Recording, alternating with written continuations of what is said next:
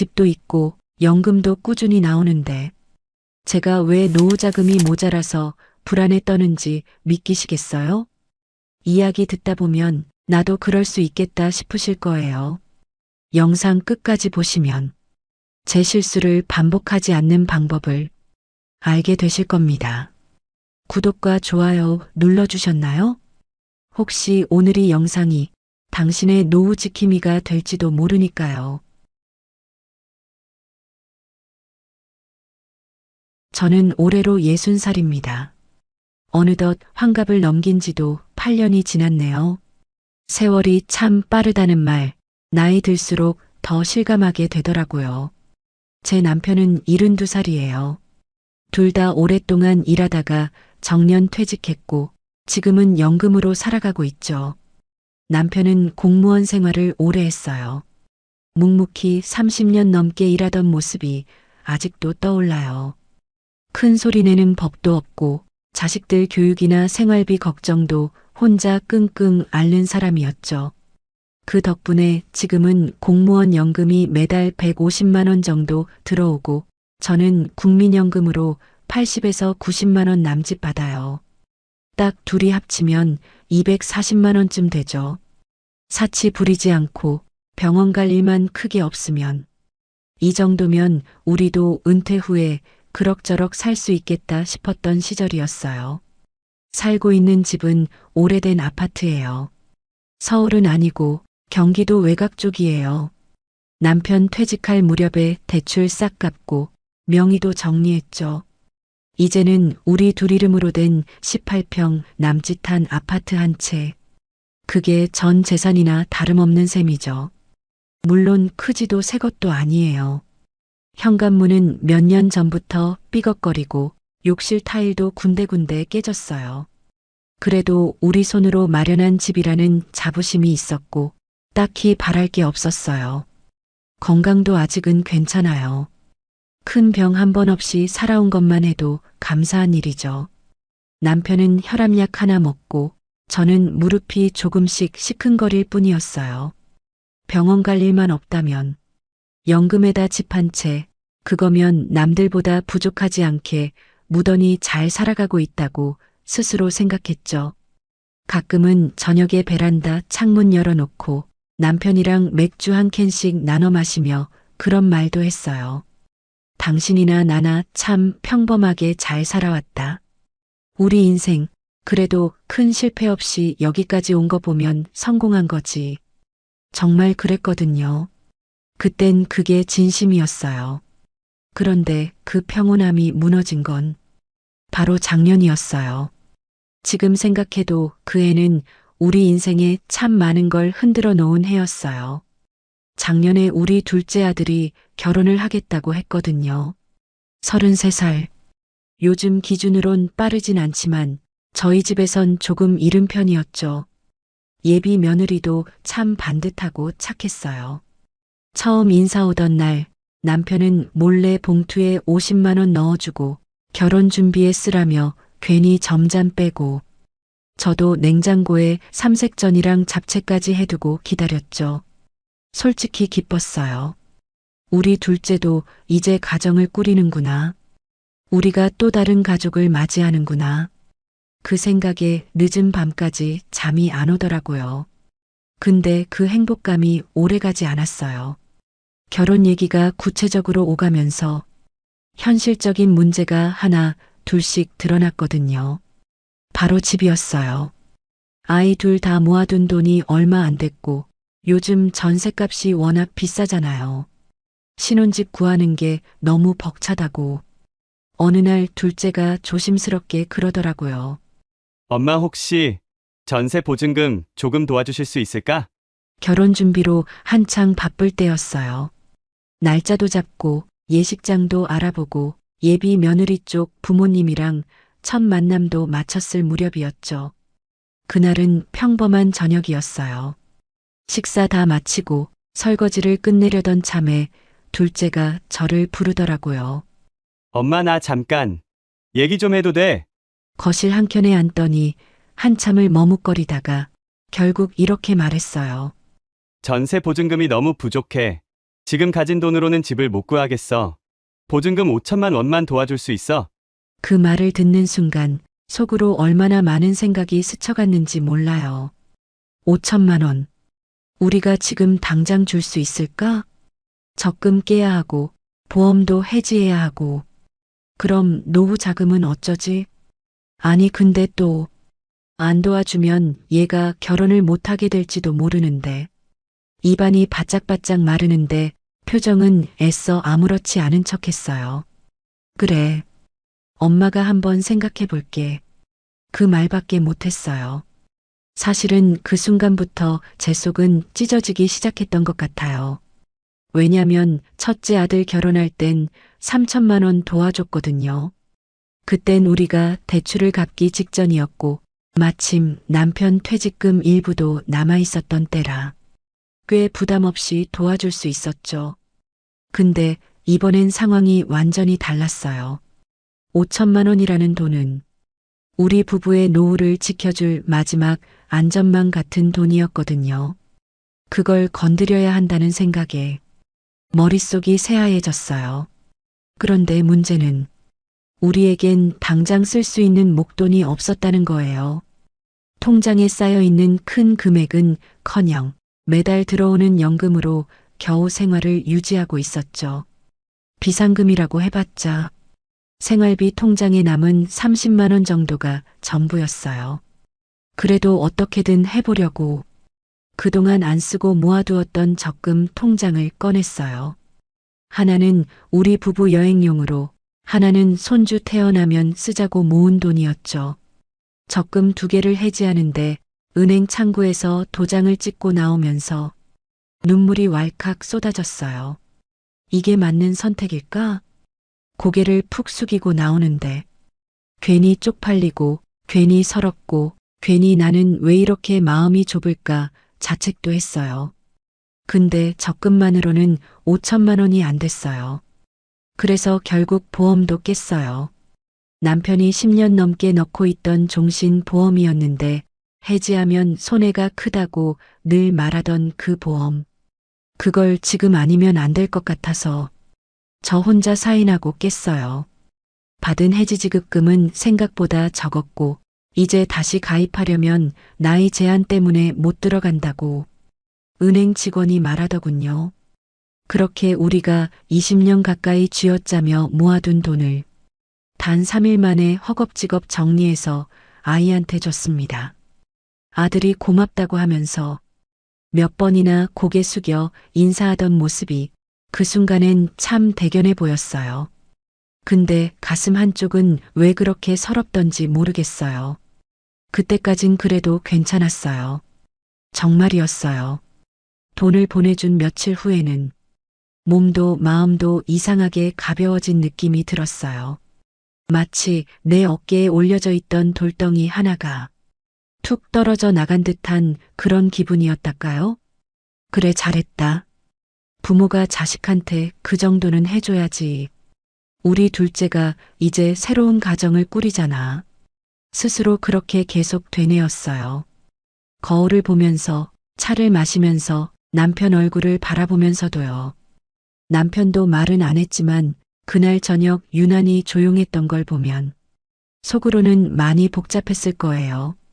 하지만 우리 둘 다 이건 후회할 일이 아니다. 우리 역할을 다한 거다. 그렇게 스스로를 설득했죠. 특히 저한테는 그게 일종의 자기 위안이었어요. 아무리 생각해도 정확하게는 자신감이라기보단 불안을 덮기 위한 얇은 담요 같은 위로였어요. 진짜 괜찮다고 믿고 싶었어요. 믿지 않으면 그 순간부터 너무 많은 것들이 무너져 내릴 것 같았으니까요. 그런데 시간이 지나고 보니까 이상하게 마음 한 구석이 자꾸 불편하더라고요. 처음에는 별거 아니라고 넘겼어요. 근데 이상하게 사소한 일에도 가슴이 철렁 내려앉는 순간들이 하나 둘씩 찾아오기 시작했어요. 비가 조금만 세게 와도 창밖을 보면서 괜히 창문 틈새를 만져보고 혹시 누수 생기면 어쩌지? 이 집도 오래됐는데 수리비는 얼마나 나올까? 생각이 꼬리에 꼬리를 물었어요. 예전엔 그냥 비 오니까 따뜻한 차 한잔 해야지. 이렇게 여유 부리던 사람이었는데 말이죠. 또 어느 날은 냉장고가 이상한 소리를 내기 시작했어요. 뚜껑 닫을 때마다 덜컥하고 쿵 울리듯 멈추는 소리가 났죠. 남편은 아무렇지 않다는 듯 그냥 지나쳤는데 전 그게 괜히 마음에 걸렸어요. 그래서 그날 밤 스마트폰으로 냉장고 고장 수리비를 검색하고 있더라고요. 예전 같으면 그냥 수명 다 됐네. 새 걸로 바꿔야겠다 했을 텐데 그날따라 검색창을 보고 있는 제 손이 괜히 초라해 보였어요. 내가 왜 이러지? 나답지 않게 왜 이렇게 겁이 많아졌지? 그런데도 마음 한쪽은 계속 속삭이고 있었어요. 혹시 또 뭐가 고장나면 이젠 진짜 감당 못하는 거 아닐까? 그러다 어느 날 오랜만에 친한 친구를 만났어요. 그 친구는 저보다 한 살 위에요. 서로 20년 넘게 알고 지낸 사이죠. 애들 어릴 때부터 같이 키우고 동네 마트 세일 정보도 서로 공유하던 그런 친구예요. 그날은 단둘이 카페에 앉아서 커피를 마시고 있었어요. 날이 좀 흐렸고 밖에선 비가 간간히 내리고 있었죠. 우리는 늘 하던 대로 요즘 남편 건강은 어떤지, 애들 결혼 준비는 잘 됐는지 이런저런 이야기를 주고받았어요. 그러다 제 입에서 둘째 결혼하느라 우리도 좀 무리했지 뭐. 전세 보증금 좀 보태줬거든. 그 말이 나왔어요. 내심 잘했다는 말을 듣고 싶었던 걸지도 몰라요. 근데 친구는 잠시 커피잔을 내려놓더니 이렇게 말하더라고요. 나는 자식한테 돈 안 줬어. 왜냐면 내 노후는 내가 챙겨야 하거든. 그 순간 마치 누가 제 가슴에 작은 바늘 하나를 콕 찌르고 간 기분이었어요. 무슨 말을 해야 할지 모르겠더라고요. 괜히 머쓱해져서 어휴, 너도 참 그게 잘 안 되더라. 이런 말로 얼버무렸어요. 하지만 속은 복잡했어요. 그 말이 계속 맴돌았어요. 내 노후는 내가 챙겨야 하거든. 집에 돌아오는 길에 버스 창밖을 멍하니 바라보다가 문득 생각했어요. 나는 왜 내 노후를 포기하면서까지 애들 걱정을 먼저 했을까? 친구 말이 틀린 것도 아닌데 그 말을 들은 내가 왜 이렇게 작아지고 미안하고 심지어는 억울할까 싶었어요. 그날 밤은 잠이 잘 안 오더라고요. 머릿속에서 자꾸만 내 노후는 내가 챙겨야 하거든. 그 한 문장이 울리듯 되풀이 됐어요. 그날 밤 집에 도착하자마자 남편 얼굴을 보는데 괜히 울컥하더라고요. 전부는 말 못했지만 친구랑 나눈 대화를 슬쩍 꺼냈어요. 여보, 우리 이제 진짜 남 생각 그만하고 살아야 할 것 같아. 남편은 제 눈빛을 보더니 말없이 고개를 끄덕였어요. 잠자리에 들기 전 우린 오랜만에 조용한 대화를 나눴어요. TV도 끄고 불도 낮추고 이불 위에 앉아 정면을 바라보면서요. 이제는 더 도와줄 여유 없어.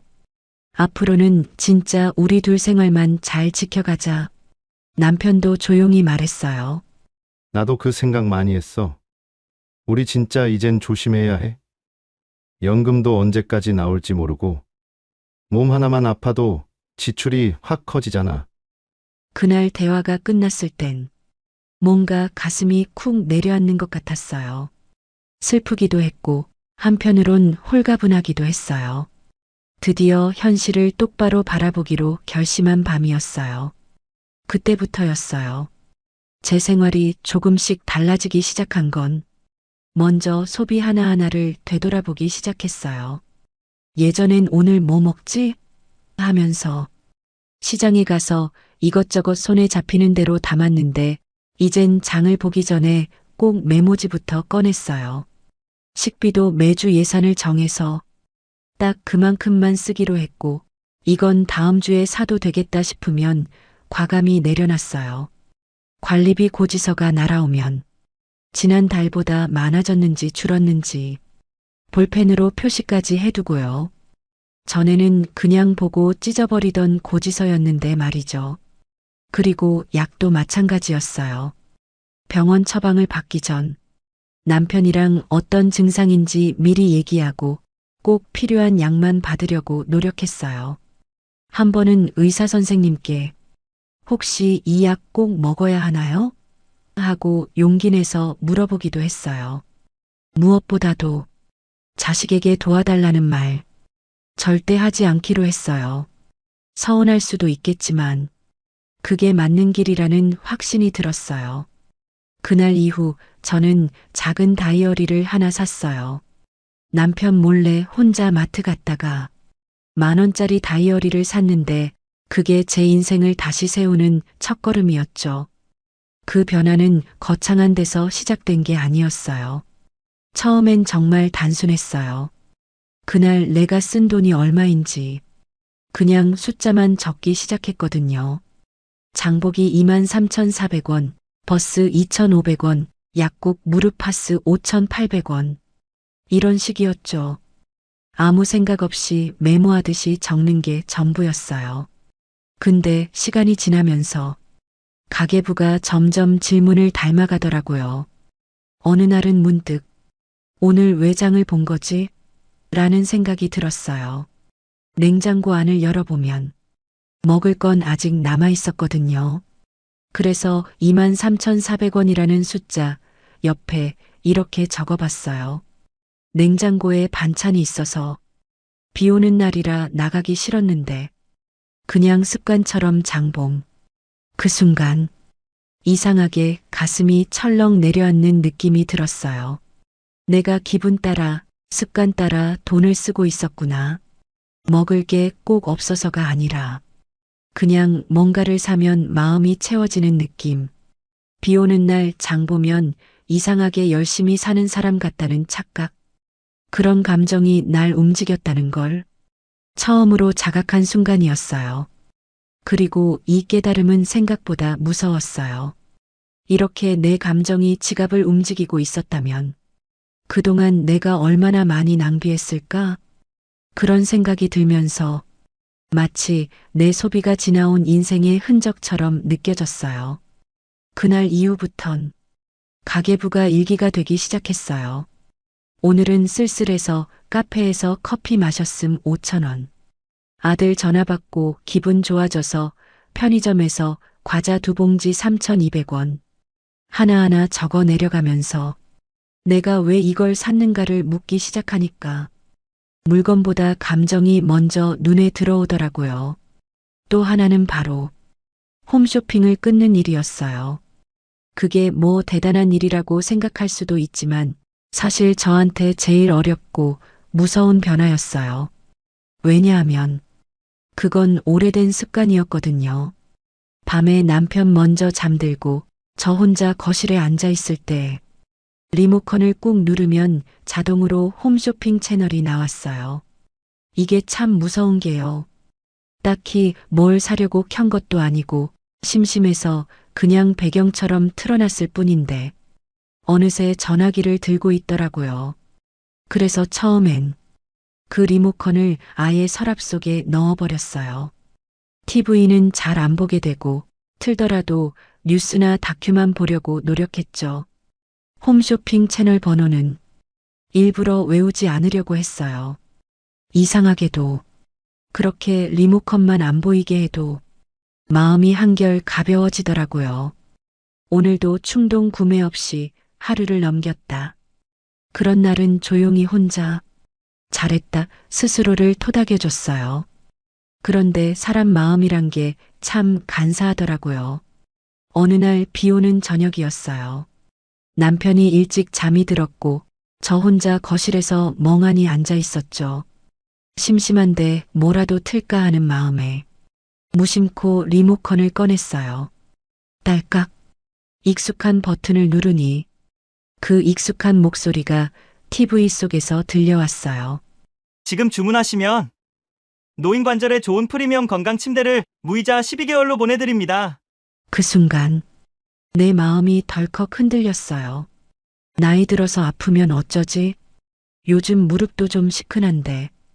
지금 사두면 오히려 잘했다는 소리 들을지도 몰라. 카드를 꺼내는 그 찰나. 제 안에서 누군가가 말했어요. 이게 또 시작이다. 숨이 탁 막혔어요. 딱 거기까지였어요. 그 순간 스스로를 멈출 수 있었던 게 그날 제일 잘한 일이었던 것 같아요. 그날 밤 홈쇼핑 전화를 차단했고 휴대폰에서도 모든 쇼핑 앱을 삭제했습니다. 화면이 깔끔해진 폰을 바라보면서 마치 내 마음도 같이 비워진 느낌이 들었어요. 텅 빈 목록을 보면서 처음엔 허전했고 이틀쯤 지나니 묘하게 편안했어요. 지금 내가 필요한 건 건강 침대가 아니라 건강한 소비 습관이었구나. 그걸 그제서야 알겠더라고요. 그리고 마지막으로 제가 가장 어렵게 바꾼 건 바로 카드였어요. 아마 대부분의 분들이 공감하실 거예요. 카드는 너무 편리하죠. 계산대 앞에서 지갑을 꺼내고 돈을 세고 잔돈을 받는 그 과정 없이 그냥 손만 내밀면 끝이에요. 문제는 바로 그 편리함 속에 돈이 빠져나간다는 현실감도 같이 사라진다는 거예요. 한 달이 지나 카드 명세서를 봤을 때, 이게 다 내가 쓴 거야? 믿기지 않을 만큼 금액이 커져 있던 적. 그런 건 아니었을 거예요. 그걸 제대로 느낀 사건이 어느 날 시장에서 벌어졌어요. 그날은 파 한 단이 1,000원이었어요. 마트보다 저렴하고 싱싱해서 와, 잘 샀다 싶었죠. 근데 지갑을 열어보니 현금이 단 한 장도 없는 거예요. 카드밖에 없었어요. 그래서 파 한 단을 들고 카드를 내밀었죠. 그 순간 상인 아주머니가 절 한번 쳐다보더라고요. 그리고 아무 말 없이 카드 단말기를 꺼냈어요. 근데 왜 그렇게 얼굴이 화끈거리던지요? 뭐 잘못한 것도 없는데 괜히 내가 너무 편하게만 살아온 사람처럼 느껴졌어요. 1,000원짜리 하나 사면서도 현금 한 장 없다는 게 참 부끄럽더라고요. 집에 돌아오는 길에 팔을 한 손에 들고 혼잣말로 이렇게 말했어요. 이제 현금 없이 다니지 말자. 돈 쓰는 무게를 다시 느껴야겠다. 그래서 그날 이후로 제 지갑에 딱 5만 원만 넣고 다니기로 했어요. 다 쓰면 그 주는 장 보지 않기로, 사도 되는 물건이 아니라 꼭 필요한 것만 사기로. 놀랍게도 그날부터 제 소비 습관이 바뀌기 시작했어요. 시장에 가면 파 한 단도 지금 꼭 필요한가를 먼저 생각하게 됐고, 마트에서 과자 한 봉지를 들었다가도 이거 없어도 살 수 있잖아 하고 내려놓게 됐어요. 현금의 무게, 그게 참 묘하더라고요. 지갑을 꺼내는 순간 내가 무언가를 교환하고 있다는 느낌이 드니까 자연스럽게 사고 싶은 것보다 살 수 있는 것, 살 가치가 있는 것만 골라지더라고요. 이건 진짜 경험해보지 않으면 모를 감각이에요. 그렇게 현금으로 바꾸고 나서야 비로소 저는 내 돈이라는 감각을 되찾은 것 같았어요. 이 세 가지를 실천하면서 제가 깨달은 건 이거예요. 돈은 숫자가 아니라 감정이다. 기분 따라 쓰고 불안해서 쓰고 사랑한다고 쓰다가 내 노후가 무너질 수도 있다는 거. 사랑으로 시작했던 도움이 내 삶을 무너뜨리는 씨앗이 되기도 하더라고요. 내가 힘들면 자식들도 힘들어진다는 말. 그게 요즘 제 좌우명이에요. 혹시 지금 나도 소비가 조금 과했던 것 같다. 이젠 나 자신을 먼저 돌봐야겠다. 이런 생각이 드셨다면 오늘의 이야기가 당신의 작은 변화의 시작이 되었으면 합니다. 공감되셨다면 구독과 좋아요 눌러주시고요. 댓글로 여러분의 경험도 나눠주세요. 우리 서로의 지혜가 되어줍시다. 감사합니다. 퇴직금 3억. 식당 하나 하면 될 줄 알았습니다. 그런데 결국 제 아내는 손목 수술을 받았습니다. 남은 건 가게도 아니고 돈도 아니고 수술 자국뿐이었습니다. 혹시 지금 퇴직 후 식당을 생각 중이시라면 이 이야기를 끝까지 들어주셨으면 합니다. 그리고 구독과 좋아요 한 번씩만 부탁드립니다. 정년 퇴직 날 손에 들어온 퇴직금 약 3억 원. 평생 한 직장만 바라보며 달려온 저에게 그 돈은 처음 받아보는 내 손에 쥔 큰 돈이었습니다. 퇴직자 모임에서 누군가 그러더군요. 이제 형도 인생 이막이네? 뭐 할 거야? 그 말을 듣는 순간 저도 모르게 생각이 들었습니다. 그래, 이 돈으로 마지막 한 번 나도 내 가게를 해보자. 솔직히 창업에 대해 잘 아는 건 아니었습니다. 그냥 먹는 장사는 망하지 않는다는 말, 그 흔한 이야기 하나만 믿었죠. 그러던 중 직장 선배가 조언을 해줬습니다. 국밥집 어때? 손도 많이 안 가고 손님도 꾸준하대. 그 말 한마디에 왠지 모르게 마음이 끌렸습니다.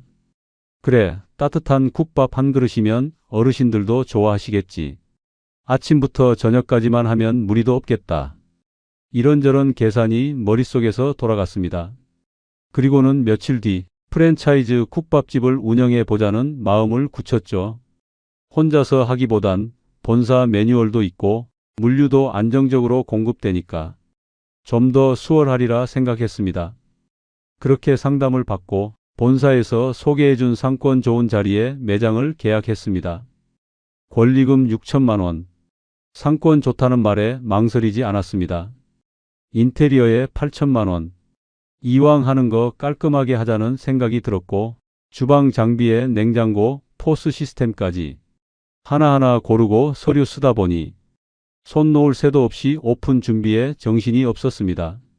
매일같이 업체랑 통화하고 장비는 늦게 들어오고 간판은 색이 마음에 안 들고 예상치 못한 일들이 계속 생기는데 그땐 그냥 들떴던 것 같아요. 내 이름 걸고 내 가게를 낸다. 그게 그렇게 기분이 좋았거든요. 하지만 그때는 몰랐습니다. 그 들뜸이 곧 현실이라는 이름으로 저를 짓누르기 시작할 거라는 걸. 오픈 첫 주부터 제가 상상했던 장사의 그림은 깨지기 시작했습니다. 직원은 2명이었습니다. 한 명은 홀 서빙, 한 명은 주방 보조. 분업 잘 되면 생각보다 할만하겠지 싶었죠. 그런데 첫날 아침부터 한 직원은 늦잠이라며 연락이 왔고 다른 한 명은 연락조차 되지 않았습니다. 그날 하루 제가 사장인지 알바인지 모를 정도로 뛰어다녔습니다. 점심 장사 피크타임 11시 50분부터 문 열고 손님이 쏟아져 들어오기 시작했습니다. 주방에서 국밥을 데워 그릇에 담고 김이 모락모락 나는 그릇 들고 앞치마에 땀 흘리며 홀로 뛰어나가 몇 분이세요? 묻고 메뉴 적고 주문 넣고 다시 주방으로 뛰고 카운터에서 카드 결제 받고 주문지 확인하고 숨 돌릴 틈도 없었습니다. 그날 하루 밤 나왔습니다. 뜨거우니까 조심하세요. 그 말을 수십 번은 외쳤던 것 같습니다. 뜨거운 그릇을 급하게 들다가 팔뚝을 대었고 정신없이 움직이다 무릎을 의자 모서리에 부딪혔습니다. 주방과 홀, 카운터를 혼자 왔다 갔다 뛰는 내내 머릿속엔 계속 한 가지 생각뿐이었습니다. 이게 내가 꿈꿨던 인생 이막이 맞나? 하루에 국밥 100그릇 넘게 담았습니다. 마지막 손님 나간 뒤 바닥에 주저앉듯 앉아 허리를 두드리며 숨을 몰아쉬었습니다.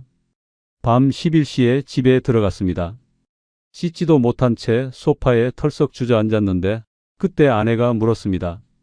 여보, 밥은 먹었어? 그제야 깨달았습니다. 아침 이후로 물 한 모금, 밥 한 숟갈도 안 먹었다는 걸요. 점심 장사도 힘들었지만 정말 저를 지치게 만든 건 밤 장사였습니다. 해가 지고 간판에 불이 들어오면 국밥집은 또 다른 얼굴을 드러냅니다. 주로 5, 60대 남성들이 막걸리 한 병, 국밥 한 그릇 시켜놓고 앉아 이야기를 시작하죠. 그런데 문제는 그 이야기가 점점 술기운을 타고 험한 말로 변해간다는 겁니다. 처음엔 반말부터 시작됩니다. 야, 여기 물 좀 가져와 봐.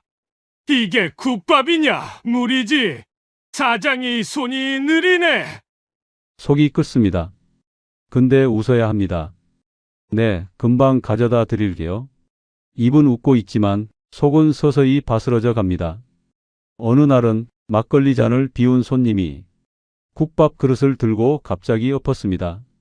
바닥에 음식이 흩어졌고 뒷좌석 손님의 바지까지 튀었습니다. 사과는커녕 국이 차가우니까 엎었지. 이게 장사냐? 고함을 질렀습니다. 그리고는 욕설, 가게 안에 울려 퍼지는 말들. 다른 손님들이 눈치를 보며 조용해지고 저는 얼른 물걸레를 들고 그 사람 발밑부터 닦았습니다. 그날은 토사물도 있었습니다. 화장실 문을 열자 바닥엔 헛구역질 자국, 변기 옆엔 흘러내린 구토. 장갑 끼고 입에 수건을 물고 걸레질을 했습니다. 청소하는 제 모습이 화장실 거울에 비치더군요. 그 순간 스스로에게 물었습니다. 내가 이러려고 퇴직한 걸까? 3억 퇴직금이 이런 시간을 위해 있었던 걸까? 웃을 힘도 없고 울 자존심도 남지 않았습니다. 그날 밤 문을 닫고 주방 불을 끄는데 가게 바닥이 한없이 넓게만 느껴졌습니다. 고요한 그 정막 속에서 제 마음도 텅 비어갔습니다. 주말이면 아내가 가게에 나와 도와줬습니다. 내가 뭐라도 거들어야지. 그 말이 시작이었습니다. 원래는 주방 뒷정리나 반찬 리필 정도만 부탁했는데 손님이 몰리는 걸 보더니 앞치마를 두르고 자연스럽게 홀을 오가더군요. 처음엔 참 고마웠습니다. 집에서 쉬어야 할 주말에 나와서 허리 한번 제대로 못 펴고 일하는 모습을 보면 마음 한구석이 찌릿했죠. 그런데 어느 순간부터 아내가 가게에 있는 시간이 저보다 더 길어졌습니다. 식자재 정리부터 테이블 닦기, 설거지에 배달 포장까지.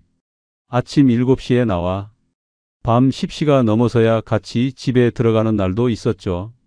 말은 안 했지만 손목에 파스 붙이고 일하는 걸 저는 알고 있었습니다.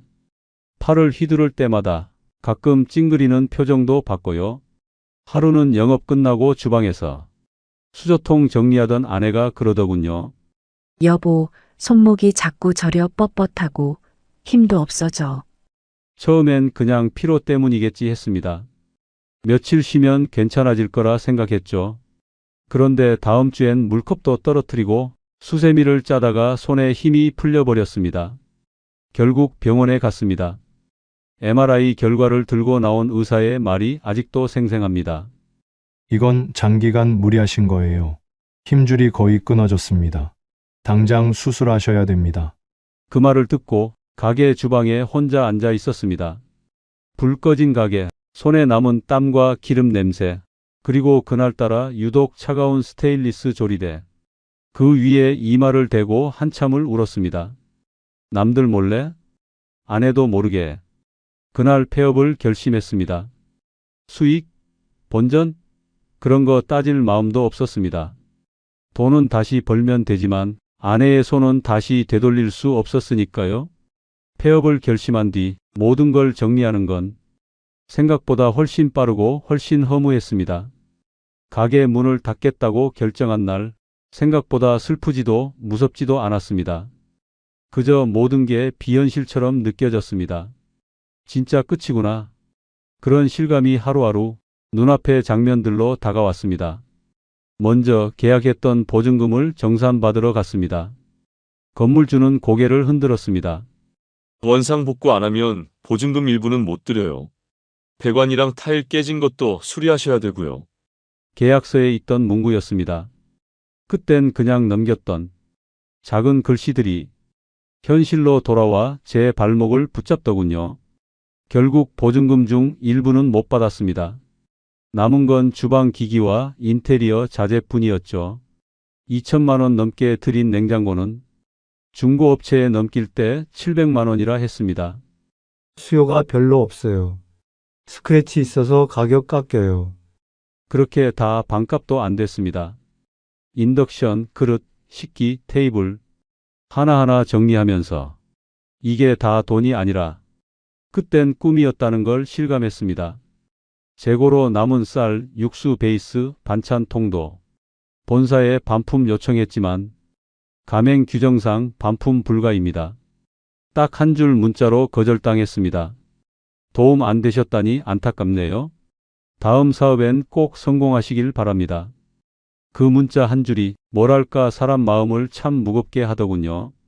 마치 책임은 당신 몫이라고 못 박는 것 같았습니다.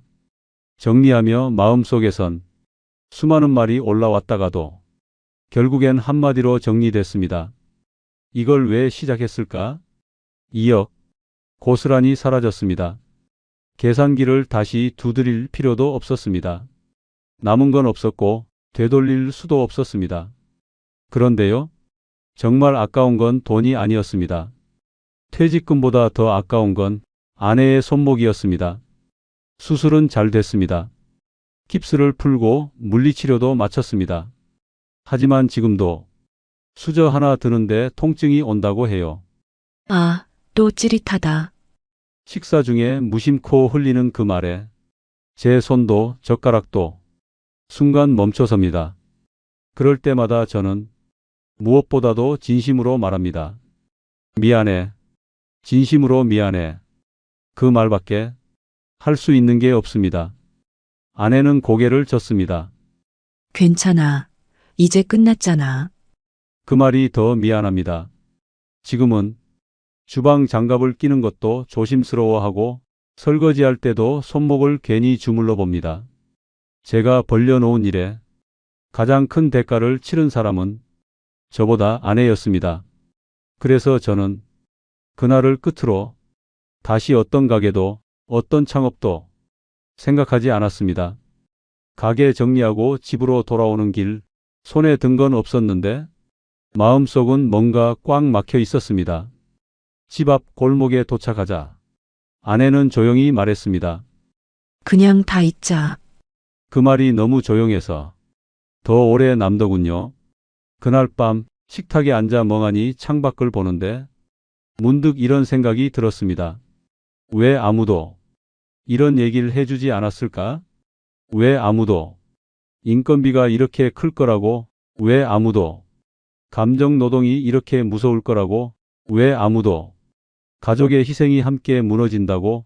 왜 그 누구도 창업의 현실을 말해주지 않았을까? 그저 먹는 장사는 안 망한다. 프랜차이즈니까 괜찮다는 그 말만 믿은 건 결국 제 책임이었겠죠. 하지만 지금 이 얘기를 듣는 당신만큼은 그 발자국을 그대로 밟지 않기를 바랍니다. 그래서 저는 지금 이 이야기를 꼭, 정말 꼭 해드리고 싶습니다. 인건비 생각보다 큽니다. 처음엔 둘이서 해볼 생각이었습니다. 저랑 아내 둘이서 아침부터 밤까지 해보자고 했죠. 근데 점심 피크타임 한번 겪고 나니까 도저히 안 되겠더라고요. 주방에서 국밥 데우고 홀로 뛰어나가 주문받고 계산하고 서빙하고 치우고 정신줄 놓을 뻔했습니다. 결국 직원 2명 썼는데 월급에 주유수당 4대 보험까지 내고 나면 한 달 인건비가 500만 원 가까이 들었습니다. 장사 잘 돼도 남는 게 없더군요. 술 손님 상대 감정 노동 장난 아닙니다. 처음엔 그냥 장사하면서 별일 다 있겠지 싶었습니다. 근데 진짜 별일이 다 있더라고요. 술 취한 손님이 고함을 치고 음식 갖다 주면 이게 국이냐? 하며 뒤엎고 화장실에 토해놓고 그냥 가버리는 날도 있었습니다. 그런 날은 문 닫고 나면 혼자서 걸레질하면서 욕이 절로 나오더라고요. 근데 손님한텐 또 웃어야 했습니다. 가게라는 곳이 버티는 곳이더라고요. 감정은 곰고 골마서 이젠 무뎌지기만 했습니다. 체력과 가족 희생 없인 운영 못합니다. 아침 5시에 일어나 육수 끓이고 재료 손질하고 밤 11시 넘어서야 문 닫았습니다. 잠자는 시간 빼곤 가게에 붙어 있다시피 했고 주말엔 아내도 도왔습니다. 근데 아시잖아요. 가족이 도와주는 건 잠깐입니다. 그게 계속되면 희생이 돼버립니다. 그리고 그 희생이 우리 부부를 아내 손목을 그렇게 만든 겁니다. 프랜차이즈도 안전지대 아닙니다. 솔직히 말씀드리면 프랜차이즈니까 덜 위험하겠지라는 마음이 있었습니다. 하지만 계약서엔 작은 글씨로 큰 함정이 숨어 있더라고요. 본사 지정 물류만 써야 했고 그 재료값은 시장보다 훨씬 비쌌습니다. 마케팅비도 매달 빠져나갔는데 정작 어디 광고 나갔는진 모르겠더라고요. 계약서 진짜 꼼꼼히 봐야 합니다. 그거 한 줄 때문에 수천만 원이 왔다 갔다 하니까요. 이건 단순히 장사 이야기일 수도 있지만 저한텐 삶의 방향을 바꿔놓은 경험이었습니다. 그만큼 무겁고 지금도 후회가 남는 결정이죠. 혹시 지금 국밥집 괜찮지 않을까? 그런 생각하신다면 이 이야기 꼭 마음에 새겨주셨으면 합니다. 그렇게 가게 문을 닫은 날 모든 게 무너진 기분이었습니다. 그리고 저는 한동안 현관문조차 열기 싫었습니다. 가게 문을 닫고 난 뒤 저는 현관문 여는 것조차 버거운 사람이 됐습니다. 문을 열면 세상이 보이고 세상이 보이면 내가 실패자라는 사실이 더 또렷해졌거든요. 밖에 나갈 일이 생겨도 장바구니를 들고 모자 깊게 눌러쓰고 아무 말 없이 다녀왔습니다. 아내와도 눈을 제대로 마주치지 못했습니다. 괜히 방 안에 오래 틀어박혀 있거나 TV 볼륨을 키워서 서로 말을 줄였습니다. 내가 무너진 건 돈 때문이 아니라 가족 앞에서 당당하지 못한 마음 때문이었어요. 그러던 어느 날 동네 마트 앞 벽에 붙어있던 복지관 전단 한 장이 눈에 들어왔습니다. 노인 일자리 상담해드립니다. 만 60세 이상 누구나 신청 가능. 작은 글씨였는데 그날따라 유독 크게 보이더군요. 한참을 그 앞에서 서 있었습니다. 망설임, 자존심, 걱정, 온갖 생각이 들었지만 한 가지가 마음을 움직였습니다. 아내였습니다. 그녀가 저 때문에 수술까지 하게 됐고 말은 없지만 하루하루 지쳐가는 걸 느낄 수 있었거든요. 그날 밤 아내 손을 조심스레 잡고 말했습니다. 우리 내일 복지관 한번 가볼까? 나 거기서 뭐라도 해볼게. 아내는 조금 놀란 눈으로 절 보더니 작게 웃으며 고개를 끄덕였습니다. 그리고 그 다음 날 오랜만에 함께 현관문을 열었습니다. 햇빛이 눈부셨고 살랑이는 바람이 왠지 모르게 따뜻했습니다. 아무도 환영해 주지 않았지만 그날의 공기는 분명 우리를 위한 시작이었습니다. 지금 저는 지역 도서관에서 주 3일 일하고 있습니다. 책을 정리하고 어르신들 오시면 자리 안내도 도와드리고 가끔은 책 찾는 걸 함께 도와드리기도 합니다. 복잡한 일은 아닙니다. 점심시간 되면 도시락 먹고 하루에 수십 번 여기 앉으세요. 저쪽이에요. 그런 말을 건넵니다. 예전처럼 큰 돈이 오가는 일도 아니고 하루에 수백 명을 상대하는 것도 아닙니다. 하지만 사람들과 눈을 마주치고 그들이 내게 고맙습니다라고 말해주는 하루가 이렇게 따뜻할 줄은 그땐 미처 몰랐습니다. 국밥집을 할 땐 매일같이 욕을 들었고 무뚝뚝한 얼굴들과 끝없는 불평 속에서 버텨야 했습니다. 그런데 지금은 누군가의 작은 인사 하나에 제가 다시 살아있다는 기분이 듭니다. 출근할 때는 가벼운 백팩을 메고 퇴근할 땐 마음이 조금 더 가벼워집니다. 일을 마치고 도서관 문을 나설 때 햇살 아래로 걸어 나오는 그 순간이 저에겐 요즘 가장 좋은 시간입니다. 이제는 많은 걸 바라지 않습니다.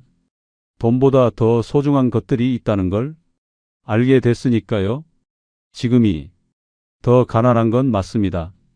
매달 들어오는 돈은 많지 않고 외식도 줄였고 예전처럼 뭘 쉽게 사지도 않습니다. 하지만 마음은 훨씬 가볍습니다. 매일 아침 아내랑 같이 밥을 먹고 도서관으로 향하는 길에 가볍게 인사 건네는 사람들과 마주치며 그래, 오늘 하루도 잘 살아보자. 스스로를 다독일 수 있게 됐습니다. 손에 쥔 돈은 없지만 제 곁에는 아직 남은 사람들이 있습니다. 그리고 우리는 매일 아침 다시 하루를 시작하고 있습니다. 혹시 지금 나도 식당 하나 해볼까? 그런 생각을 하고 계신가요? 그 마음 정말 이해합니다. 저도 그랬으니까요. 하지만 한 번만 더 생각해 주세요. 당신의 손목보다 소중한 건 없습니다.